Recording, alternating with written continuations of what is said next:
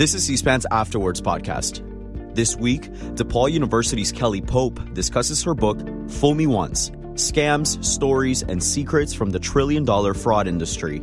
She examines the rising cases of fraud in the U.S. and explores some of the motivations for committing white-collar crimes. She's interviewed by former SEC Commissioner Kathleen Casey. I am very pleased to be here to talk with Professor Kelly Richmond Pope about her new book, Fool Me Once: Scams, Stories, and Secrets from the Trillion-Dollar Fraud Industry. Kelly, I really enjoyed reading your book. I thought it offered a really fascinating window into the world of fraud and the different types of people who commit it and those that are harmed by it. I thought the storytelling... Thank you for saying that. Yeah. I thought the storytelling made it really relatable. And, again, it kind of shines a light on fraud in a way that most people don't fully appreciate, and yet they really need to understand better. I also know, you're a forensic accounting expert, and you've dedicated your career to educating people on fraud. You teach, write, speak, and also have produced a couple of films. So you clearly have a passion for helping people understand the psychology, the typology of fraud. And so I'm wondering, what prompted you to write Fool Me Once, and how did you come up with the title? Oh, two great questions. First, thank you for being here with me and reading the book and enjoying the book. Yeah. What really prompted me to write Fool Me Once was Rita Cronwell getting out of federal prison early. So back in 2017, I did a documentary called All the Queen's Horses, and it chronicled the largest municipal fraud in U.S. history. And Rita Cronwell was the perpetrator, and she embezzled $53.7 million and was sentenced to 19 years and 7 months in federal prison. And we in the community, the Chicagoland community, the fraud community, the world, thought that she was settled in federal prison for, the next 20 years. Well, something called COVID happened. And when COVID happened, there were some inmates that wrote into their judges and asked if they could be considered for release from federal prison under the Compassionate Release Program. And Rita Cronwell actually wrote her first letter in 2020. And when she wrote this letter, I learned about it and I wrote a blog about it. I had a blog on Forbes at the time. And it was really questioning, will the largest municipal fraudster get out early?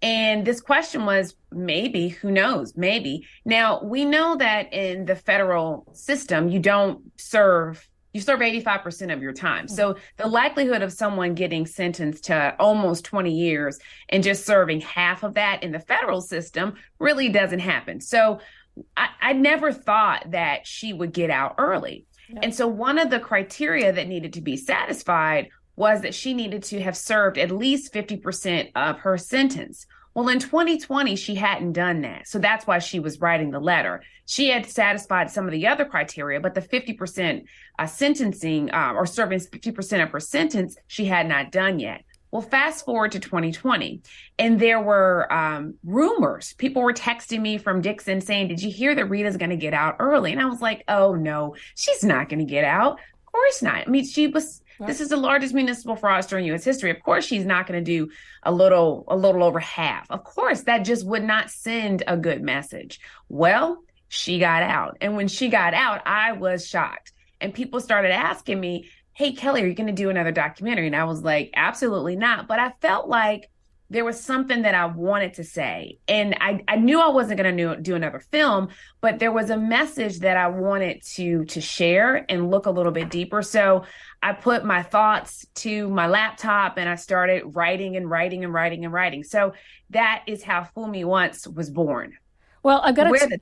Oh, sorry. Go ahead. I was going to say, I did watch the documentary, and I found it absolutely riveting. And, again, understanding the amount of fraud that she was able to, engage in was just shocking when you think this small, this small municipality and $53 million.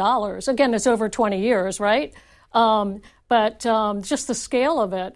And what I thought you did so nicely in that documentary is that, you made it clear how easy it is, for fraud to go undetected. And so much of that was dependent on the trust that this person was able to, develop and engender, not just in her work, but in her community. So people were so shocked.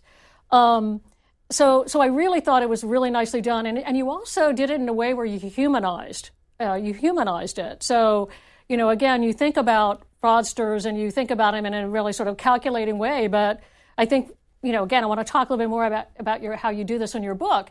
But you sort of bring to life the different stories. And these are people oftentimes, right?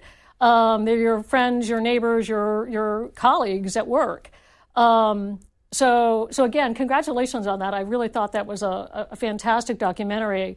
So you mentioned in your book how ubiquitous fraud is, right? And so it's $1 trillion problem.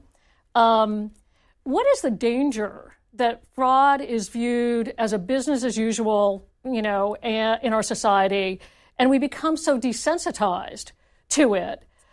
Because you can find it everywhere. So I'm curious how you just as a high level, how you think about, just because of its ubiquitousness, how it desensitizes us as a society. Well, I love the question. And I think to an earlier point you made of humanizing fraud, that was something that I wanted to do in the film and I wanted to do in the book. And I want to humanize it from several perspectives. Rita Crunwell is a type of fraudster, and she is what I classify as an intentional perpetrator. And I think when we talk about this idea of it being humanized in society or becoming business as usual, the norm, we are allowing this category of intentional perpetrators to just run rapid.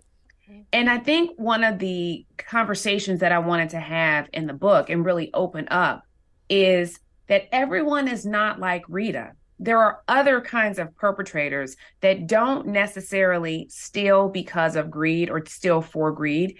They sometimes just find themselves in these awkward situations, whether it's from following their boss's orders blindly or wanting to help a friend or a colleague, and they just make a transaction or do something because they want to be helpful. So I think that this idea of everyone is like Rita allows us to think that fraud only happens to them, not me. And I wanted people to understand, no, everyone, we all have the propensity to steal, and we all have the propensity to whistleblow too, and we'll talk about that later.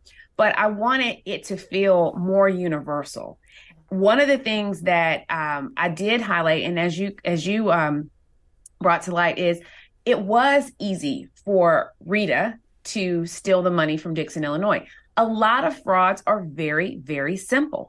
Everyone is not a complex transaction like an Enron. Some things are just simple, and you can execute a simple fraud by yourself and steal millions and millions and millions over a very long period of time.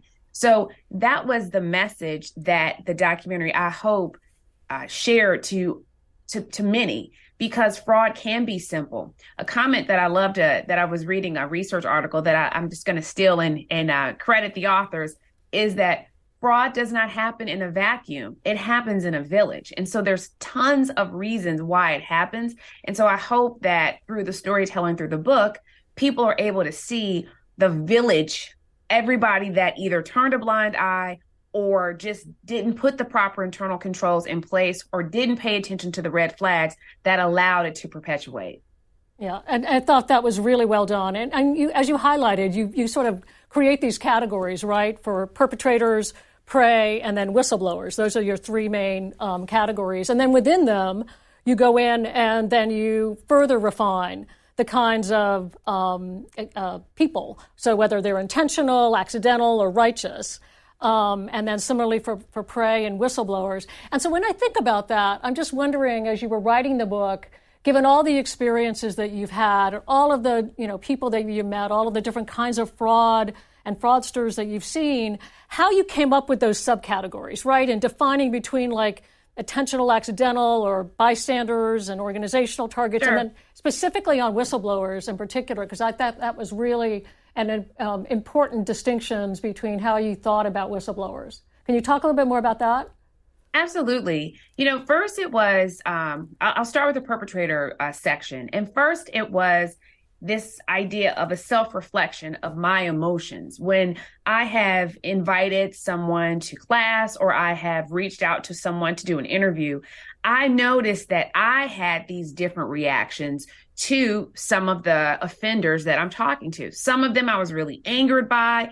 Others I had a level of empathy that shocked me. And so I started thinking about my own feelings and then thinking about the responses that my graduate students have when the offenders are in the classroom. And what I started to realize is movies are made of the intentional perpetrators. The Bernard Madoffs or even the Enron execs. Some of them are intentional perpetrators. But there's these other two categories that pull on your heartstrings in a different way. And those are the accidental perpetrators and the righteous perpetrators. And what I argue is if those are the categories that if we ever saw ourselves engaged in a compromising situation, we might be more likely to be an accidental perpetrator or a righteous perpetrator. The accidental perpetrator is your accountant, is your lawyer, is your financial planner, is somebody that is a part of a team player, people pleaser, trust their boss, trust the orders, trust the process, and wants everything just to move peacefully and efficiently. And you will do whatever it takes to do that. You often don't even receive any direct personal benefit. It's just keeping your job. Your boss may ask you, book this transaction. I know it's probably not what we should do, but we'll fix it later. And you are loyal. You are loyal to that company. You are loyal to your team. And you do it hoping that it reverses or you can fix it later and it doesn't get fixed. And that can then snowball into a fraudulent situation. I've noticed when I have done those interviews with offenders or when those cases I'm dissecting those to teach from them, I feel terrible. And I think it's because I see my friends, I'm the only one in my friend group that is a professor. Everybody else works professionally. They're corporate execs at this point in life. And I see their careers in these cases. And I'm thinking, oh my goodness, I see how this can happen. And so when you think about the righteous perpetrator category, those are people that have reached a certain status point in their careers, in their organizations, and they may use internal resources to help a friend. And my first experience of fraud, my first fraud story, I think we all probably have one, but my first fraud story was with a neighbor. When I was growing up in high school, the neighbor behind me, the family, the father and the family went to federal prison for money laundering and wire fraud at the bank that he worked at. And the reason why he did it was he was helping a friend who had a struggling business. So let's assume that the friend didn't have all of the requirements to meet the loan requirements of the bank. And he was able to just get him through the system, not put the loan in the bank records as it should be. He just wanted to get his friend through to help his friend. He didn't receive any direct personal benefit, but he had reached a certain level in his organization that made it easy for him to help someone else. And so typically this type of person has star status in their organization. They can sort of do no wrong and do whatever they want to do. They can get over the rules or get around the rules because people have appointed them as the one. And so they tend to have a lot of power and can get things done. They can also end up being a perpetrator. And so when those people come to class and share their stories, I notice my own emotions and I'm paying attention to how the students respond to them. I did an event with one of the individuals out of the book. And this same phenomenon of the audience embracing this person happened again. And it's because of the category that this person is in. They are a righteous perpetrator. So you empathize with them in a way that you would never empathize with an intentional perpetrator. So I really wanted people to be a lot more self-reflective and stop saying it's them and never me. But I want them to say, this could be me. And me wanting them to feel like this could be me is introducing these two other categories where you could see yourself falling into. You know, I really enjoyed your personal example too, right? So it just shows how simple it could be, right? I mean, you get an extra, handbag that you ordered in the mail, and, you think, do I send it back? Do I keep it? And obviously you made the right choice about sending it back. But again, I think, we all face these kinds of ethical questions through our daily experiences that, essentially would have been like you're defrauding the company if you know it's not yours and you haven't paid for it. But I thought that was a really helpful way for people to understand just how simple, right, these kinds of decisions are that you're faced with in a daily way, and how you could fall into, being an accidental perpetrator. Absolutely. And I think one of my goals with the book was to make it relatable. And so if you notice, a lot of the examples and a lot of the cases are they may be smaller to medium size, but they're relatable. You think about it, because I think if you asked a sample of 10 people, 8 of them would tell you, I've received something that I didn't pay for before. They would tell you that that's happened to them, whether it's receiving too much change back when you're at a retail outlet, or you ordered something and you got more than you expected. What do we do when we have those opportunities? Do we take or do we tell? And so I think that asking ourselves those questions is very important. What was shocking to me with my own personal story, when I did receive that purse, that second purse, and I asked my friends, my friends that work in corporate, I said, what would you do?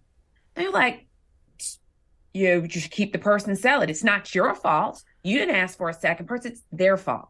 And I said, well, what is my role in this? Do I right the wrong, or do I just ride it out? And so when we think about our role in sort of this fraud cycle, we have a voice, and we have the good voice and the bad voice. What are we going to do? Because we have power over some of the choices that can help stop some of the fraud. So I like to use examples that are relatable.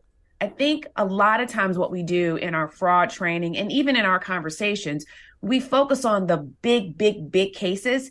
And that's not always relatable to the masses. Very few of us become CEOs or CFOs of publicly traded companies. But many of us have a corporate credit card that is sitting in our wallet or our handbag that we can abuse in a second. So we need to be using those types of examples because those relate to more people. Yeah, and I thought, again, you nicely, helped across all of the different kinds of frauds that you highlighted, just how people rationalize it, right? So I wanted to turn, because you also highlight in the book, obviously COVID, presented a lot of new and different opportunities for fraud, including cyber criminals.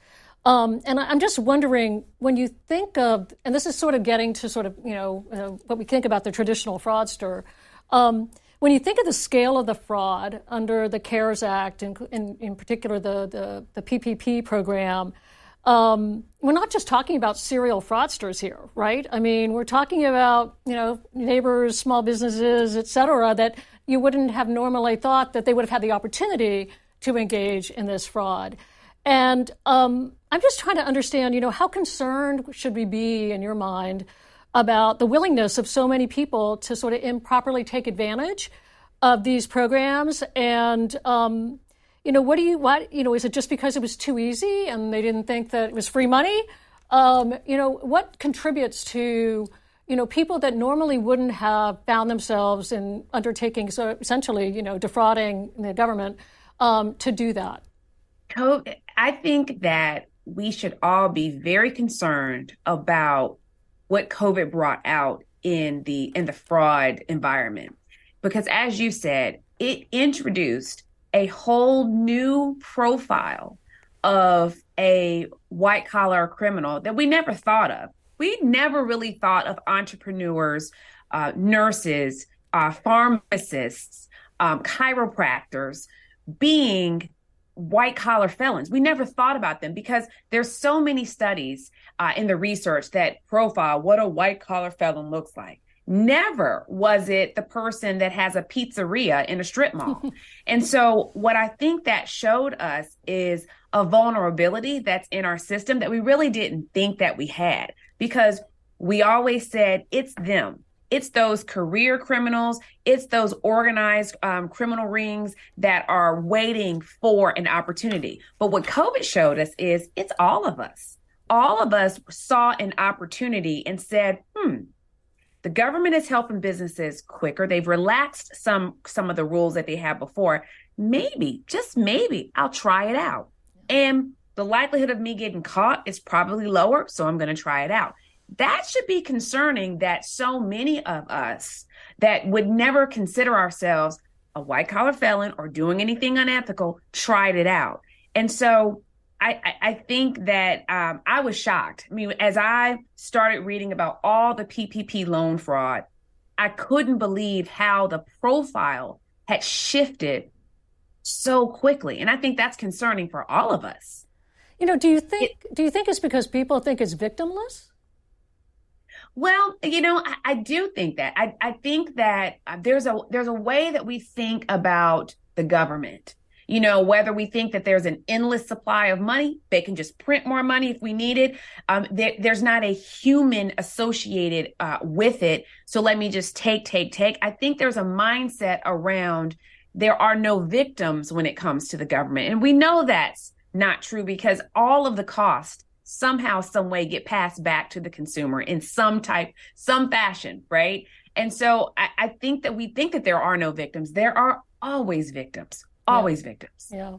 And I know you highlighted just again, sort of, where it escalated even more during COVID, but, return fraud is one of the biggest growing frauds that there is now. And, again, with the growth of e-commerce and, maybe, again, the sort of anonymity that comes with an exchange, right? It's so easy to do. Yeah. It is so easy to do. If you think about it, if we bought an item and broke it at home, we could easily take that broken item and say, oh, I just bought this and I brought it, I opened the box and it was broken. And because we have embedded trust in our society as an internal control, more than likely the store is going to take it back, no questions asked. Oh. And we know entities that will just take it back no matter what, just to keep customers satisfied. And we can manipulate those types of systems in a very terrible way. So return fraud, it's so easy. And why I brought that up in the book is because there's so many people that do it. When I do workshops, a lot of times I will walk in the room and I'll say, show of hands, raise your hand if you're ethical. Whole room raises their hand. And then about 10 minutes into that, I'll start going through scenarios of, what would you do kinds of scenarios. And I put some of those scenarios in the book. And it's interesting when you start going through and pushing people on these choices. What would you do? You often find a nice bell curve of different responses. And that's our society, so take a pulse on who you're managing, because that will tell you the type of internal controls you need to put in place to protect your organization. And the flip side, right, of just how easy it is, for people to engage in fraud, even if accidental fraud.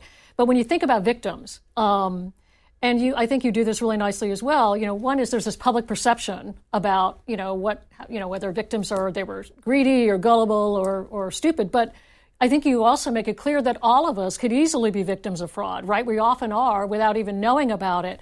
So I wondered if you could talk a little bit about that, right, on the victim side.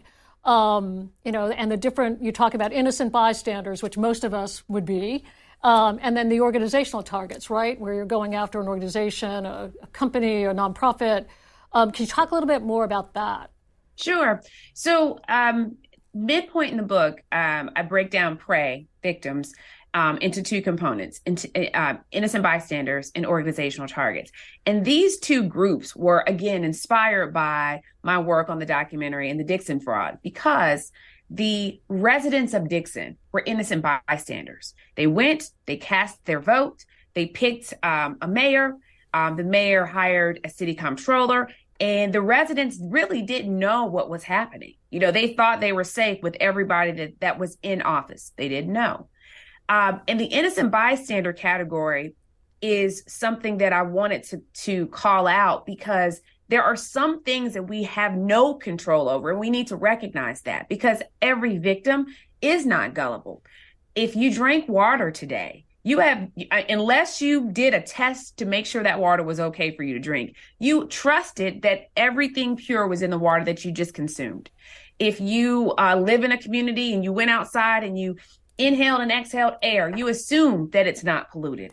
If you flew, anytime I just got off a plane, you know, you assume that the safety checks have happened. There are things that we cannot control. And so that's a very vulnerable place for a lot of us. And I wanted to use that category because when I was doing the documentary, a lot of people were saying things like, oh, the residents of Dixon, they didn't know. Of course, how could they not know all that money is missing? And so I wanted to bring a voice to this component of innocent bystanders, when sometimes you just don't know, and you don't know how to check for it. Now, on the flip side, the town of Dixon was an organizational target. And we have a lot of targets because I use the example in the book of banks. A lot of the actions of banks are routine, and we all know what banks do. A lot of us can pinpoint when the money is picked up, when money is coming into the bank. We know the banking hours. We know the process. It's known. And so when you have known processes like that, it's easier for you to become a target. So I wanted readers to understand these two components, so that they can think about their own organizations and sort of where they fall in that. Yeah. And, you know, you talk about, you know, red flags, right? So what I thought was interesting that you cite a survey that, you know, for a lot of the major fraud cases, you know, red flags are often overlooked. And, you know, that it's really important. You use the word gut instinct, which I think is really good. But, you know, the importance of following your gut instinct when you're making rational decisions. And you talk about, you created your own list of red flag triggers, which I agree with number one, by the way. If you don't like dogs, that throws me off as well. But I'm just kind of curious, you know, when you talk about red flags and why people miss them, and then how people should really think about, you know, what their triggers are, talk a little bit more about how that would be helpful and whether that would lead perhaps to greater awareness of fraud and perhaps even speaking up. Mm-hmm. You know, I do provide a list of red flags for myself. And as silly as some of them may be, they're things that should caution you. And you brought up the one, if you don't like dogs, I'm sort of like, I don't know. If you don't like, you know, if you can't say thank you or please, I don't know. I'm not sure I'm going to do business with you well. You know, there are things, there are these cautions or roadblocks that should slow you down before you just jump in with a person or doing a transaction or what have you. And so I think that we as a society want to trust people. Yeah. And we often don't feel comfortable pushing back when we need to. But knowing your triggers is very important. I'll give you an example, and I believe this is in the book, but it's an example that I use in the classroom all the time. And it's just an observation of human behavior. And and this is a good example because when you think about how we've been conditioned to think, the best example that I can always give is what happens when a fire alarm goes off. You're in a building, let's say you're on the 30th floor. You're in a building and the fire alarm goes off. You're sitting at a desk and most people do nothing because we've now become conditioned to believe it's a false alarm. A fire alarm going off for me means get out of the building as fast as you possibly can because it might be a fire. I mean, that's the whole purpose. That is the red flag. And so we've been so conditioned to ignore red flags. And I use that example so frequently because why? Why, when we see red flags, do we assume the worst is not looming? Why should we do that? Because the worst could be looming. So go ahead and just protect yourself. What harm would it be to get out of the building in the event that it's a fire? What harm would it be to put those controls in place because something just seems off? An odd email from your boss, your CEO, your CFO, that just has a different tone than how you know your CEO or CFO speaks. It's more harm. It would be more harm for you to follow through and notice something seems off, but I'm not going to push back, than it would be to push back and say, this doesn't sound like the way my CFO talks. Let me pick up the phone and call this person. Mm-hmm. We just don't feel comfortable doing that, and we have to. And so one of the messages that I hope that I'm spreading in the book is it is so easy for fraud to happen. So pay attention to the red flags and act on them. Follow that gut. Because that oftentimes speaks to you first before your rational mind does. Yeah, absolutely. And I think, as you note, I mean, oftentimes people think, well, somebody else will be raising it, right? Because it's so everybody knows, right? It's happening to more than just you.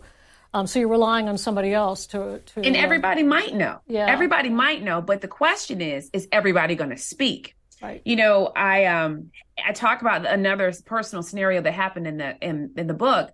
And this is sort of moving us into the whistleblowing conversation, but I'll open by saying I had a cheating incident in my class. And when I approached my students by saying, you know, who saw this? I had 40 students. Yeah. All of them saw it. Only one person spoke. And I was shocked by the fact, yes, I was upset that there was a cheating situation, but what I was more surprised by is the environment that I thought that I created, where everyone felt comfortable and accountable to come forward, wasn't the environment that I thought I had. So to your point that you just said, we always think somebody else is going to do it. You know, even in Dixon, I'm sure people did think that there were odd things going on in the financial statements, but somebody else, somebody smarter than me, somebody that knows numbers better than me will probably pick it up. So I'm just going to sit back and hopefully someone picks that up. And that never happened. Yeah, no, absolutely. And, you know, when you talk about victims and sort of trust being, you know, at the heart of it in some respects in terms of making yourself more susceptible to being a victim of fraud, you know, there are certain populations that are more vulnerable. And I know you talk about, or you've observed, elder fraud. And I wonder if you could talk a little bit about that and why you see, you know, the opportunity there being greater because of maybe greater trust that, you know, that older people will have. And so chat a little bit about that if you could. Sure. You know, the elderly are a very vulnerable population. They tend to be more trusting. They tend to have more money, and they may not have a caregiver protecting them on the finance side. And so for those reasons, they tend to be prime targets. And they also, as we get older, we tend to say things about ourselves that we know are diminishing. Our eyes aren't as good. Our hearing isn't as good. Our thinking isn't as faster. And so we recognize some of those things that are happening to us. So as we get older, we tend to discount our thinking even more. And I think that when you get an email or you get a phone call saying, I am your long lost niece or nephew, and I am stuck in this third world country, and I need you to wire me $10,000. And there's enough information that they've collected about your family or yourself that makes it sound believable. The elderly can tend to fall victim to that. You also think that elderly people tend to experience life in a different way. They may have lost a spouse. They may have lost a sibling. They may be the only person in their life. So there's a level of loneliness that they can have that also makes them fall victim to fraud or being a good target to a fraudster. So we need to make sure that we are protecting our elderly in our family and asking them the uncomfortable questions that they may not want to answer, but they are prime targets. So you've already touched on sort of organizational targets, and I wondered if you could talk a little bit more about, and certainly some of the examples that you used, like for small businesses or someone who is an entrepreneur, right, who's starting a business and is so focused on growing that business, they're not focused on like the back office stuff, right? Sure. So I wonder if you could talk a little bit about how we should think about organizational targets.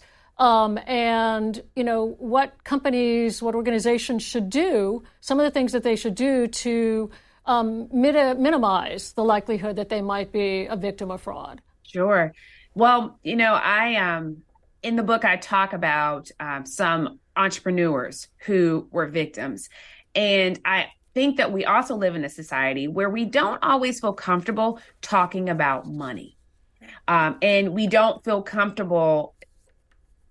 For whatever reason, people don't like accounting. Now, of course, I'm an accounting professor by training. So I'm the biggest cheerleader that everybody needs to take at least one accounting class. Everybody needs to feel comfortable reading a financial statement. And your basic financial statements, your 4 basic financial statements, income statement, balance sheet, statement of cash flow, statement of retained earnings, you need to at least be able to understand that if you run a business. Yeah. You cannot outsource that component of your business. And so I think entrepreneurs make for good targets because they may have a great idea and they may be passionate about this idea. And they may be so passionate, they just want to be out in the field, selling, and talking about it. But you have to know your numbers. You have to be able to manage your numbers. And so if we outsource the engine behind our business, which is where the accounting component lives, we are just opening the door for a person to exploit us or defraud us. And I don't want to see that happen. So the cases that I profile in the book are really simple examples of entrepreneurs not paying attention to their fiscal managers. They've outsourced that function. And I'm not saying that you can't get assistance with it, but you should understand it so that you can always ask a very important question. Just being able to learn the accounting equation, assets equals liabilities plus stockholders' equity. Why would someone want to show more assets than they have or show a higher revenue than they have? Why? Just being able to ask some of those questions can help protect your business. And so a lot of entrepreneurs, I think, get victimized because they're not paying attention. They are not even paying attention to the bank statements that profile every transaction that has happened on their bank account. They have outsourced that. And that's just sort of like giving your social security number and your health benefit card to a complete stranger. You just don't do things like that.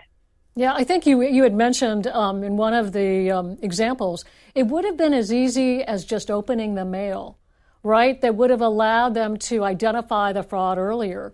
And not that, a CEO or a founder always has time to do that, but I think it was a great illustration of just how, what a small step. Could have, it's process. And I think that that's another important point. So aside from like ideas of segregation of duties or internal controls or some kind of controls, given the scale of your business, talk a little bit about that. Because I think a lot of your examples highlight the importance of those. Well, and what I wanted people to understand that sometimes internal controls are simple.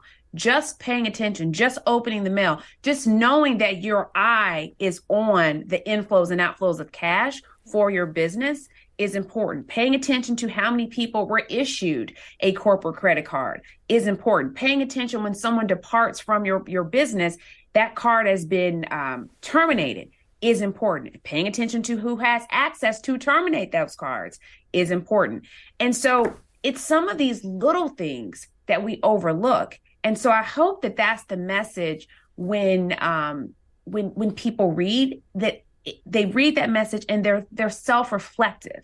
Because I think sometimes if we use very, very, very complex examples, what a reader or an owner of a business can say is, oh, my business isn't that complicated. That's not really for me. We all can just open our mail or just pretend that it was open, because what that lets someone know is you're paying attention. And so we have to think about not only our verbal communications around our businesses, but what our nonverbal communications show and say, because people are paying attention. Yeah. And so, I want to turn now to the third category, which is whistleblowers. And you talk about how you have a soft spot for whistleblowers, and you consider them to be heroes, right? Absolutely. But not all whistleblowers, are necessarily, have noble motives. But I guess I'd ask, does that matter in how we think about different kinds of whistleblowers? So, great question. And so I did a TED Talk years back, Why Do We Hate Whistleblowers? And it started out as a TEDx talk and then got promoted and showed on the TED website. And it was then renamed to How Whistleblowers Shape History. And what I think is important about the whistleblower category is, just like we talked about perpetrators, all perpetrators are not the same. All whistleblowers are not the same. And it's important because when you say the word whistleblower, it leads to people saying words like snitch, rat, tattletale, traitor. They're untrustworthy. And so we actually need whistleblowers. But what I argue in the book is those terms that we use when we're talking about whistleblowers really is just one category of whistleblowers, and those are vigilante whistleblowers. Vigilante whistleblowers take on the war and the battle. If they see an injustice, whether it has anything to do with them or not, they're telling. The vigilante whistleblower is like that neighbor that just sits in the window and just pays attention as to what's going on. If they see somebody speeding down the street, they're calling the police. If they see someone polluting on the street, they're calling the village to tell them someone just did this. They might be a little bit of a nuisance, but we need them. That's the vigilante whistleblower, and they play a role. But these other two categories, I don't think deserve to be called a snitch or rat or tattletale. And that's the accidental whistleblower and the noble whistleblower.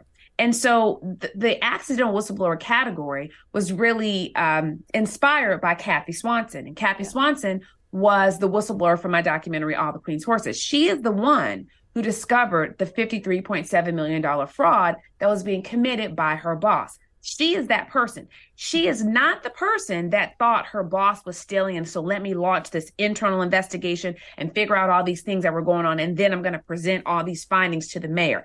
That is not who Kathy was. Kathy was just doing her job, head down, doing her job. And she noticed these withdrawals out of an account that she was unaware of. And at first, it shocked her. She didn't know what to do.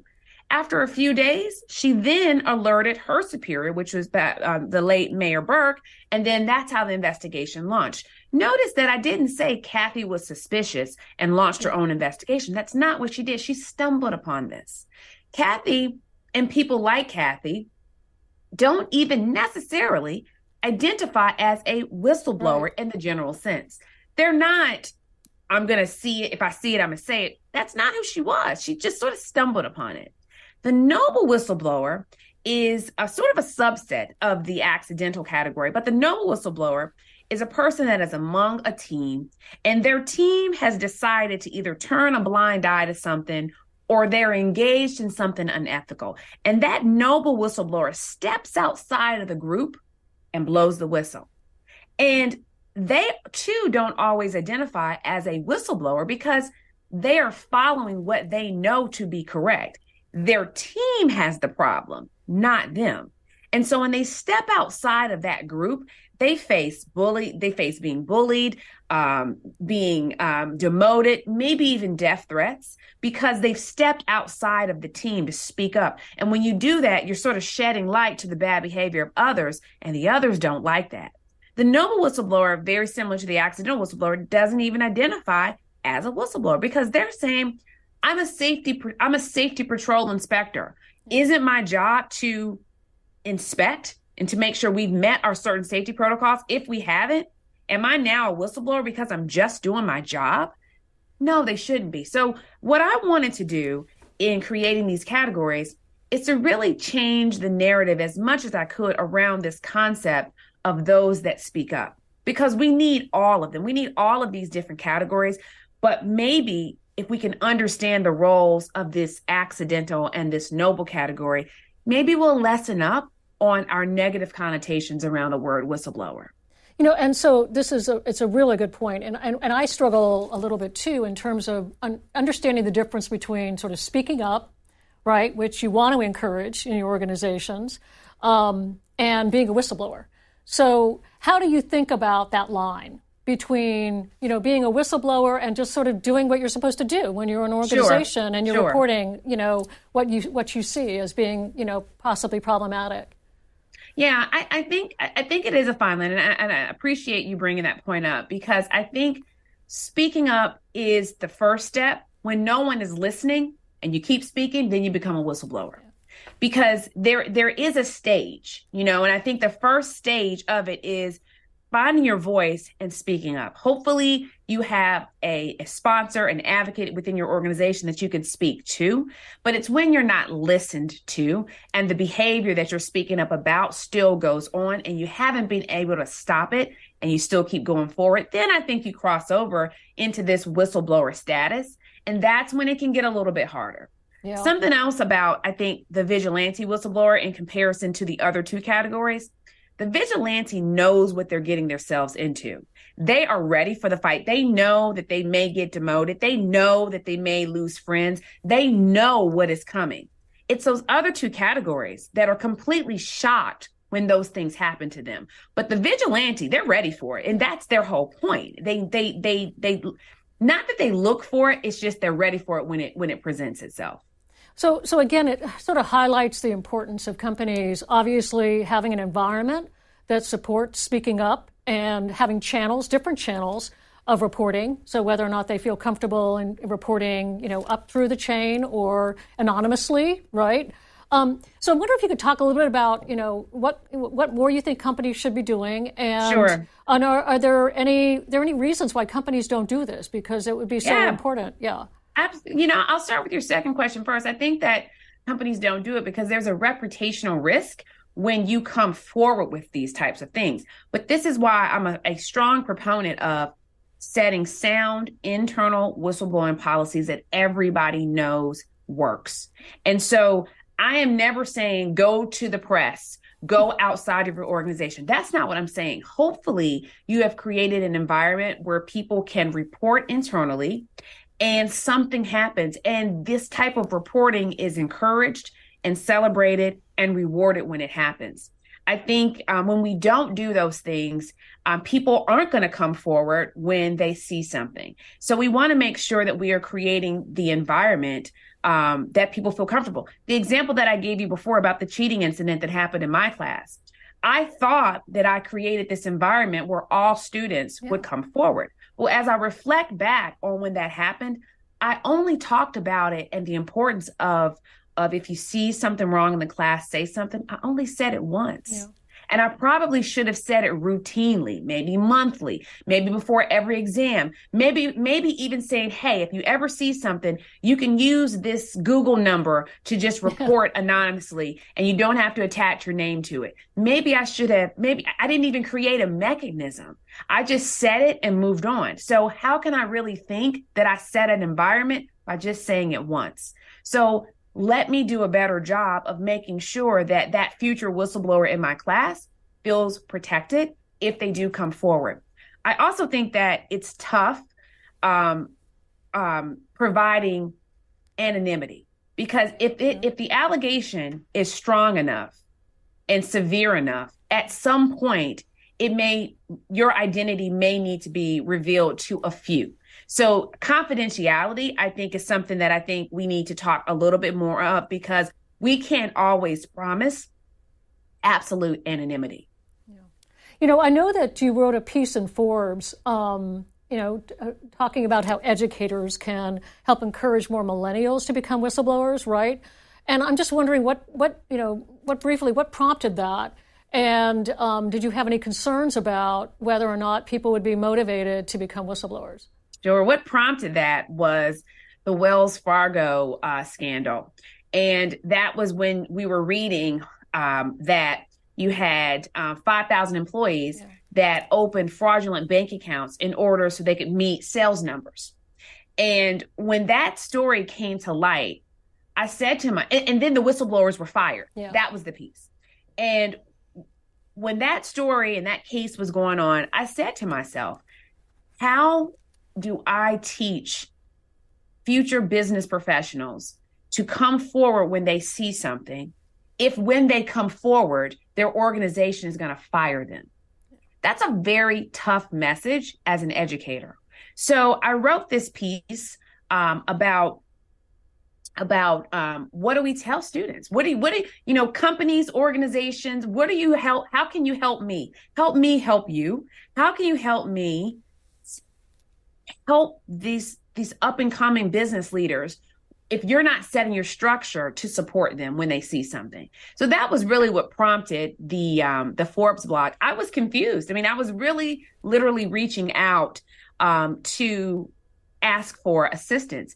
And lo and behold, somebody from the Wells Fargo scandal, who was an employee, they got fired, reached out to me, and she shared her story. So that story is actually in a book. I mean, I didn't know that was going to happen, but I really was looking to the web for, what are you doing? How do you fix this problem? Because when corporations behave badly in that regard, it makes it hard for educators like myself to really tell students, go into the organization, read the mission, trust them. They'll trust you. They have the best intentions for you. When they're not seeing that, it makes it tough for us. Yeah. So that's what prompted the article.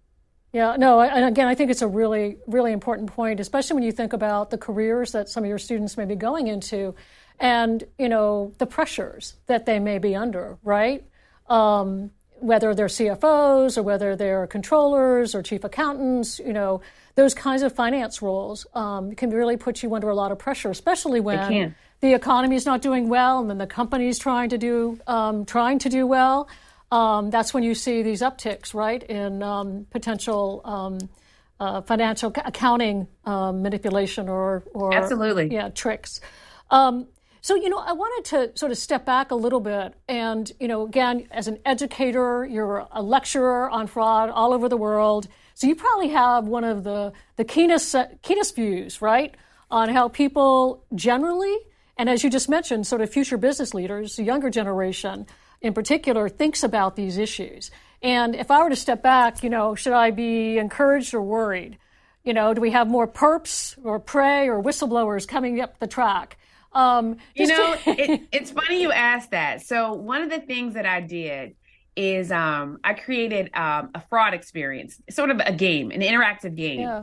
And it's on my website. And, it's something fun. You log in, you do it, and it tells you what type of whistleblower you would ever be if you were going to be one, and what type of perpetrator you would be if you were ever to be one. And so the reason I'm telling you this is because what I have found so far, and I think I've probably had about maybe 3,000 people that have played it and participated.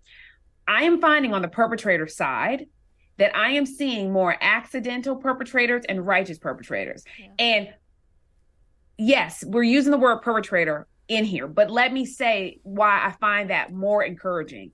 Because what that's telling me is if people are going to commit a crime, they're going to do it to help an organization or help another person. That can be fixed. Yeah, right. That can be controlled with internal controls, proper training.